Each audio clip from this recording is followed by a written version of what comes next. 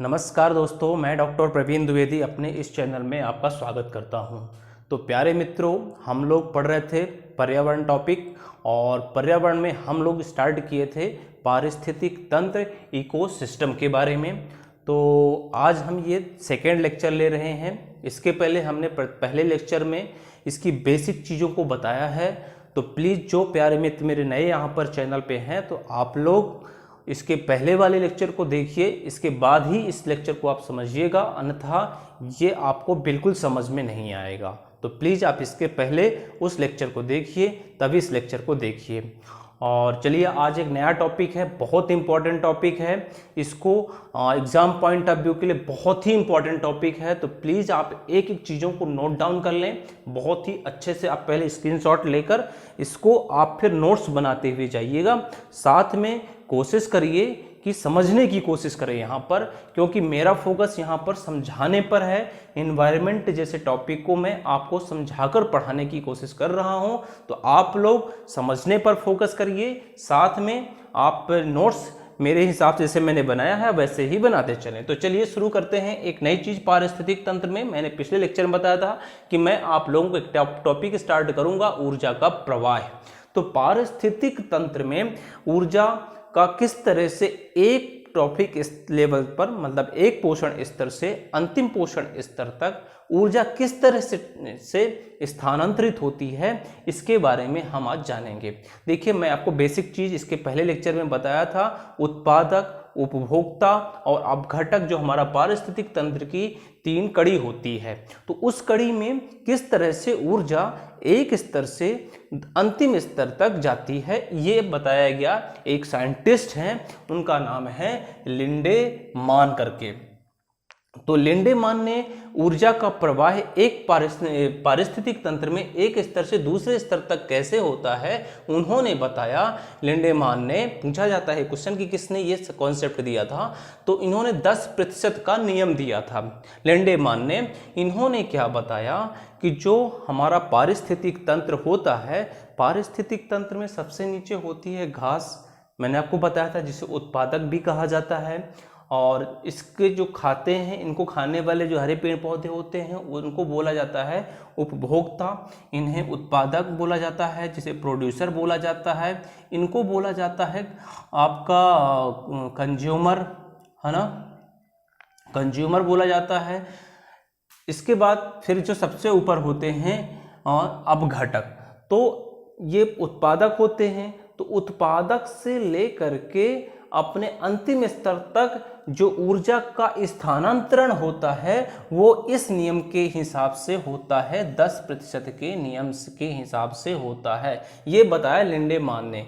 उन्होंने कैसे इस चीज को एक्सप्लेन किया, उन्होंने बताया कि जो सबसे नीचे स्तर होता है, जिसे उत्पादक स्तर कहा जाता है, जहां पर घास वगैरह होती है प्राथमिक लेवल पर, यहां पर मान लीजिए जो ऊर्जा है, जो ऊर्जा संचित होती है, वो ऊर्जा जैसे मान के चलिए कि 100 किलोग्राम यहाँ पर कार्बनिक पदार्थ है घास वगैरह में।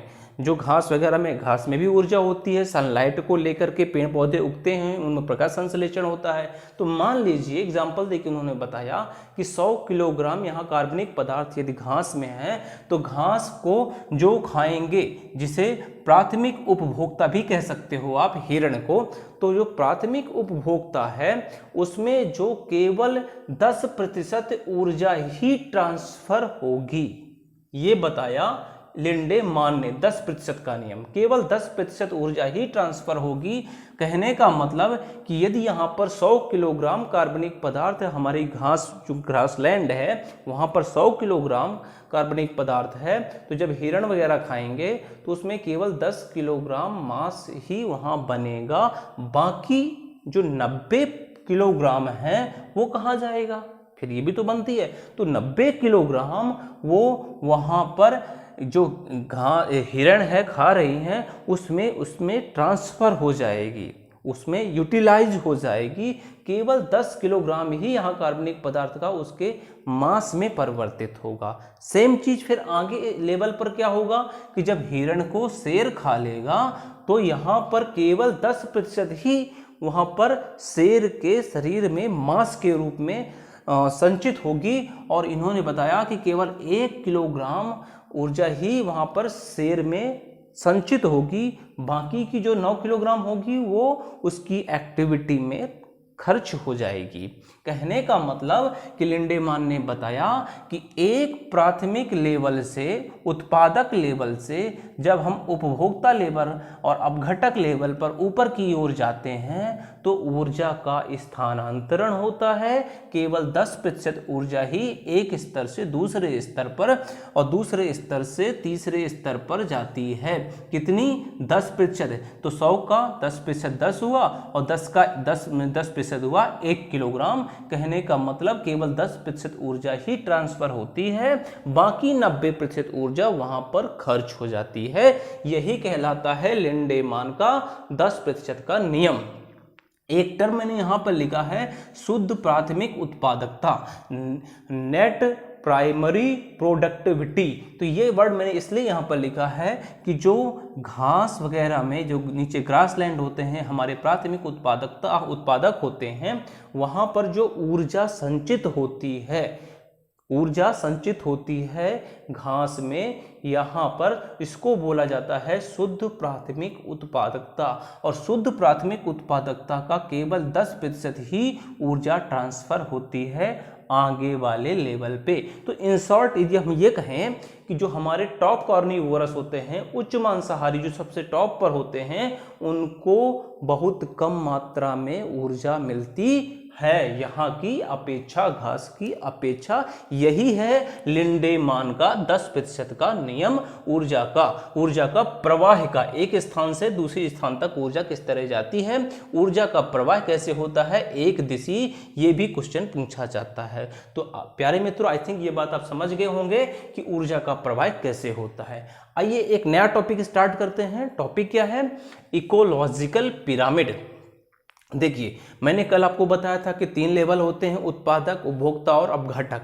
तो उत्पादक, उपभोक्ता और अपघटक के बीच में जो उनकी संख्या है, जो उनका भार है, और या फिर उनमें जो ऊर्जा का स्थानांतरण होता है, किस तरह से होता है, उसको संबंध जब हम चित्र के रूप में दिखाते हैं तो उसी को बोला जाता है क्या? Ecological pyramid. मैंने यहाँ पर बहुत सारे पिरामिड बनाए हैं। तो इस चीज को जब हम पिरामिड के रूप में, चित्र के रूप में समझते हैं, इनके संबंध को, उसी को बोला जाता है पारिस्थितिक पिरामिड। देखिए, मैंने यहाँ पर लिखा हुआ है कि प्राथमिक उत्पादकता, जो उत्पादक होते हैं, और विभिन्न श्रेणी के उपभोक्ता। विभिन्न श्रेणी के उपभोक्ता मैंने कल बताया था आपको कि 3 तरह के उपभोक्ता होते हैं, जिसे कहा जाता है प्राथमिक, द्वितीयक, तृतीयक, प्राइमरी, सेकेंडरी एंड टर्सरी, और की संख्या, जीवभार और उनकी ऊर्जा में जो परस्पर संबंध होता है, और जब हम उसको चित्र के रूप में अंकन करते हैं, ये जो चित्र मैंने बनाए हैं, इनका जब अंकन करते हैं, इनके संबंध को, तो उसी को बोला जाता है पारिस्थितिक पिरामिड। ये परिभाषा आप लिख लीजिएगा। तो इसी आधार पर पारिस्थितिक पिरामिड को 3 भाग में हम क्लासीफाई करते हैं। कौन कौन से 3 भाग हैं? जैसे मैंने यहाँ पे बताया कि संख्या, मतलब जीव संख्या का पिरामिड कहा जाता है, पिरामिड ऑफ नंबर। दूसरा है जीव भार का पिरामिड, पिरामिड ऑफ बायोमास। और तीसरा क्लासिफिकेशन है हमारा ऊर्जा का पिरामिड, पिरामिड ऑफ एनर्जी। अब समझिए, मैं इसमें क्या समझाता हूं आपको कि ये पिरामिड होते क्या है। पिरामिड मैंने बताया आपको कि पिरामिड एक तरह का चित्रांकन है उत्पादक और उपभोक्ता के संबंध को बताने के लिए। तो जो चित्रांकन है किस तरह होता है, जीव संख्या का पिरामिड समझते हैं। अब देखिए, जो प्राथमिक उत्पादक हैं और उनके उपभोक्ता हैं, अब हम उनके संबंध को संख्या के आधार पर देखेंगे, तो इसे बोला जाएगा जीव संख्या का पिरामिड।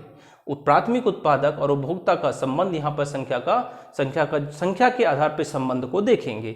अब देखिए, जो जीव संख्या का पिरामिड होता है, पिरामिड ऑफ नंबर होते हैं, ये 2 तरह के बनते हैं। यहाँ पर जीव संख्या का पिरामिड सीधा और उल्टा दोनों बनता है। ये क्वेश्चन पूछा जाता है कि जीव संख्या का पिरामिड कैसा हो सकता है, सीधा भी हो सकता है, उल्टा भी हो सकता है। अब सीधा कब होता है? देखिए, मैंने यहाँ पे एग्जांपल लिखा हुआ है घास का घास पारिस्थितिक तंत्र एक उदाहरण ले लें। यहाँ पे लिखा है घास पारिस्थितिक तंत्र के बारे में। तो यहाँ पर पिरामिड आप देख पा रहे हैं, सीधा पिरामिड बना हुआ है। सीधा पिरामिड कहने का मतलब कैसे कि देखिए यहाँ पर घास है और घासों की संख्या आप जानते हैं बहुत ज़्यादा होगी कि नहीं होगी। संख्या यहाँ पर क्या होगी, बहुत ज़्यादा होगी संख्या बहुत ज़्यादा होगी, बहुत सारी घास होगी। अब इस घास को खाने वाले खरगोश और हिरण, इनकी संख्या तो कम होगी, और इन खरगोश और हिरण में को खाने वालों में शेर सबसे टॉप पर है, उसकी संख्या बहुत ही कम होगी। तो कहने का मतलब संख्या क्या हो रही है, धीरे धीरे कम हो रही है। तो यदि हम इस चीज को पिरामिड के रूप में बनाएं तो यहाँ पर ज्यादा संख्या, यहाँ कम संख्या, यहाँ बिल्कुल कम संख्या, तो पिरामिड कैसा बना, सीधा। तो इसलिए जीव संख्या का पिरामिड जो घास पारिस्थितिक तंत्र में होता है वो सीधा होता है। इसी चीज को, संख्या के ही पिरामिड को हम यदि पेड़ पारिस्थितिक तंत्र ले लें, पेड़ में पारिस्थितिक तंत्र देखें तो वो कैसा होता है, वो होता है उल्टा। जैसे मैंने बताया इन्वर्टेड होता है। इन्वर्टेड कैसे बनेगा आप खुद समझिए, बताइए कि मान के चलिए कोई बरगद का वृक्ष है, उस बरगद के वृक्ष में जो है उनकी जो यहाँ पर पेड़ है, यहाँ पर पक्षियों की संख्या थोड़ी ज़्यादा होगी। पेड़ के ऊपर पक्षियों की संख्या थोड़ी ज़्यादा, रहने वाले पक्षी ज़्यादा रह सकते हैं, और उन पक्षियों में बहुत सारे पिस्सू पाए जाते हैं, उनको जो खाते हैं उनसे भोजन लेते हैं पक्षियों से, तो उनकी संख्या और ज़्यादा होगी। तो आप देखिए जो संख्या का पिरामिड है, यहाँ पर संख्या क्या हो रही है, धीरे धीरे बढ़ रही है। क्या हो रही है, बढ़ रही है। यहाँ संख्या घट रही थी, यहाँ संख्या बढ़ रही है। देखिए पेड़ से पिस्सू तक संख्या बहुत हो जाएगी। तो इस तरह से संख्या का पिरामिड पेड़ पारिस्थितिक तंत्र में उल्टा होता है, घास पारिस्थितिक तंत्र में सीधा होता है। ये क्वेश्चन पूछा जाता है। चलिए सेम चीज अब हम देखेंगे जीव भार का पिरामिड। जीव भार का पिरामिड कहने का मतलब जब हम पारिस्थितिक तंत्र में उत्पादक और उपभोक्ता के संबंध को किस आधार पर देखें, भार के आधार पर देखें, तो उसे बोला जाएगा पिरामिड ऑफ बायोमास। तो इसमें भी जो पिरामिड बनते हैं ना, दो तरह के बनते हैं, एक सीधा और उल्टा, जैसे यहाँ पर बन रहे थे। तो जीव भार मतलब क्या, वजन के आधार पर पिरामिड की तुलना करेंगे तो वजन के आधार पर भी यहाँ पे दो तरह के होते हैं, सीधा और उल्टा। अब सीधा कब बनेगा जीव भार का पिरामिड, सीधा कब बनेगा, देखिए एक मैंने पारिस्थितिक तंत्र लिखा हुआ है, वन या घास स्थल का पिरामिड। ठीक है, अब मैंने यहाँ पे 3-4 पेड़ पौधे दिखाए हैं, फिर इनको खाने वाले खरगोश और हिरण होते हैं, शेर होते हैं। तो आप बताइए, पेड़ बहुत सारे होते हैं जंगल में, उनको खाने वाले खरगोश और हिरण की संख्या कम होती है और शेर तो बहुत ही कम होते हैं। तो मतलब कहने क्या हुआ कि इनका वजन ज़्यादा होगा कि नहीं होगा, पेड़ का, इनका जो पेड़ पौधे होंगे उनका वजन ज़्यादा होगा, फिर इसके बाद इनका वजन और कम और इसका वजन तो बहुत ही कम हो जाएगा संख्या के आधार पे, क्योंकि एक शेर होता है जो कई से खरगोश हिरण खा करके अपना जीवन का यापन करता है। तो इस तरह से इनकी संख्या, भार जो है यहाँ पर पेड़ पौधों का जो भार होगा सबसे ज़्यादा होगा, यहाँ पे भार कम, यहाँ पे तो भार और कम हो जाएगा। तो इस तरह से इसका पिरामिड सीधा होता है। अब देखिए एक चीज़ याद रखिएगा, यहाँ पे शेर और खरगोश है, तो ऐसा मत समझ लीजिएगा कि सर शेर का भार तो ज़्यादा होता है, ऐसा नहीं है, क्योंकि जंगल में 1-2 शेर ही होते हैं, पर खरगोश और हिरण की संख्या बहुत ज़्यादा होती है, इस आधार पे तुलना की जा रही है। तो जो बहुत सारे हिरण और खरगोश को मिला दें और एक शेर को बैठा दो तो शेर का वजन कम हो जाएगा। यही कहा जाए, यही मैं कह रहा हूँ, भार का पिरामिड, वजन की तुलना की जा रही है, बहुत सारे की तुलना। तो यहाँ पर वन और घास स्थल का जो पिरामिड होता है जीव भार का, यहां पर कैसा है, यहां पर सीधा बनता है, ये बिल्कुल याद रखना है। सिमिलरली हम यदि भार के पिरामिड उल्टा कब बनता है, देखिए मैं बताता हूं। जैसे तालाब का पारिस्थितिक तंत्र होता है, किसी सागर का पारिस्थितिक तंत्र होता है, वहां पर ये घटना देखने को मिलती है। तालाब आप यहाँ एग्जाम्पल लिख सकते हैं, तालाब है या सागर समुंदर का जो पारिस्थितिक तंत्र है वो उल्टा बनेगा। कैसे बनेगा उल्टा, जैसे तालाब है तो तालाब में डाइटम्स और फाइटोप्लैंक्टन पाए जाते हैं, जिनको कौन खाता है, छोटी छोटी मछलियां होती हैं। क्वेश्चन ये भी पूछा जाता है कि मछलियों का भोजन क्या है, डाइटम्स और फाइटोप्लैंक्टन, ये मछलियों का भोजन है, तो इनको खा करके छोटी मछलियां खाती हैं। अब छोटी मछलियों को कौन खाता है? बड़ी मछलियां। तो देखिए बड़ी मछली का भार ज़्यादा होगा कि नहीं होगा? जैसे अब नीली व्हेल मछली होती है, देखिए वो टन में होती है। अब छोटी मछली तो छोटी होगी, वजन कम होगा उसका। और यहाँ पे जो छोटे छोटे जीव है इनकी वजन तो और भी कम होगा। तो देखिए वजन यहाँ पर क्या हो रहा है? यहाँ पर वजन बढ़ रहा है। वजन क्या हो रहा है? यहाँ से जब ऊपर की तरफ जाते हैं यहाँ से, तो वजन बढ़ रहा है। तो उल्टा पिरामिड बनेगा, यहाँ पर ऐसा पिरामिड बनेगा, यहाँ वजन कम, यहाँ पे वजन ज्यादा। तो इस तरह से जीव भार का पिरामिड उल्टा बनता है। कब? जब तालाब या सागर का पारिस्थितिक तंत्र लेते हैं। ये क्वेश्चन ध्यान रखिएगा, ठीक है, क्वेश्चन भी पूछा जाता है। ठीक है, अगला पिरामिड है ऊर्जा का पिरामिड। ऊर्जा का पिरामिड हमेशा सीधा बनता है, कई बार क्वेश्चन पूछा गया है। कैसे सीधा बनता है? अभी मैंने आपको समझाया कि ऊर्जा की मात्रा कम होती चली जाती है। 10% ऊर्जा का नियम ही कहा जाता है। तो नीचे यदि 100 कैलोरी ऊर्जा है घास में, तो जब अगले लेवल पर जाएगी तो यहाँ पर 10 कैलोरी ही बचेगी, और जब अगले लेवल पर जाएगी तो 1 कैलोरी ही ऊर्जा बचेगी। ये है ऊर्जा का पिरामिड, ये सीधा होता है। तो डियर फ्रेंड्स, यहाँ पर मैं ये पारिस्थितिक तंत्र वाला टॉपिक खत्म करता हूँ। तो प्लीज जो लोग नए हैं पिछले वाला लेक्चर जरूर देखिएगा, तभी लेक्चर समझ में आएगा। और चलते चलते कुछ इंपॉर्टेंट फैक्ट मैं आपको बता देना चाहता हूं। एक वर्ड एग्जाम में पूछा जाता है, इकोटोन क्या होता है? इकोटोन क्या होता है आप लोग लिख लीजिएगा इस चीज को, मैं यहाँ लिखा कम हूं। इकोटोन का मतलब समझा देता हूं। इकोटोन का मतलब होता है जो दो पारिस्थितिक तंत्र है, मान के चलिए घास का पारिस्थितिक तंत्र या फिर सागर का पारिस्थितिक तंत्र। तो जब दो पारिस्थितिक तंत्र के बीच में जो संक्रमण क्षेत्र होता है, जहां पारिस्थितिक तंत्र आपस में मिलते हैं, उसको बोला जाता है क्या? इकोटोन। ये इकोटोन जो होता है, दो पारिस्थितिक तंत्र के बीच में संक्रमण क्षेत्र होता है, इकोटोन। एक और क्वेश्चन पूछा जाता है कि सर्वाधिक स्थायी इकोसिस्टम किसका होता है? आप लोग लिख लीजिएगा, जो महासागरीय जो पारिस्थितिक तंत्र होता है, महासागरीय पारिस्थितिक तंत्र सर्वाधिक स्थायी पारिस्थितिक तंत्र कहा जाता है। एक क्वेश्चन ये पूछा जाता है कि सबसे बड़ा पारिस्थितिक तंत्र किसका होता है? तो वन का, फॉरेस्ट का जो पारिस्थितिक तंत्र होता है वो सबसे बड़ा पारिस्थितिक तंत्र होता है, ये स्थायी और ये बड़ा। एक और क्वेश्चन पूछा जाता है डियर फ्रेंड्स कि पारिस्थितिक नीके क्या होता है? पारिस्थितिक नीके, नीके ये वर्ड सबसे पहले एक बार क्वेश्चन पूछा गया था कि ये वर्ड किसने दिया था? एक साइंटिस्ट थे ग्रीनेल्स, इन्होंने दिया था पारिस्थितिक नीके टर्म। ठीक है, इसकी अच्छा ये होता क्या ये जान लो आप लोग। देखो, एक पारिस्थितिक तंत्र में बहुत सारी जातियां रहती हैं, उनकी उपजातियां रहती हैं। तो उन जातियों और उपजातियों के जो निवास स्थान होता है, उनका जो संबंध होता है आपस में, उसी को बोला जाता है पारिस्थितिक नीके।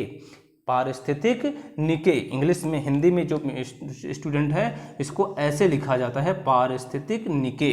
ठीक है, ये क्वेश्चन भी पूछा जाता है। चलिए अब मैं एक और महत्वपूर्ण बात बताता हूं आपको कि जो पारिस्थितिक तंत्र है ना, इसको बनाए रखने के लिए बहुत पहले से बहुत सारे प्रयास होते रहे हैं। इसके कुछ महत्वपूर्ण प्रयास हमारे समाज में हुए हैं, उनके कुछ आंदोलन हुए हैं, उनके बारे में मैं थोड़ी सी चर्चा कर देता हूं। पूछा जाता है, लिखते जाइएगा आप लोग, क्योंकि मैं ज़्यादातर यहाँ पर समझाने पर फोकस कर रहा हूँ। एक है चिपको आंदोलन। तो देखो, चिपको आंदोलन जो है ना, यहाँ पर लिखा हुआ है, ये आंदोलन चलाया गया था 1973 में, और वो व्यक्ति थे सुंदरलाल बहुगुणा। ये कई बार कई एग्जाम में क्वेश्चन आया हुआ है। सुंदरलाल बहुगुणा चिपको आंदोलन चलाए थे, और इन्होंने एक नारा भी दिया था जब आंदोलन चलाया था कि पहले हमें काटो।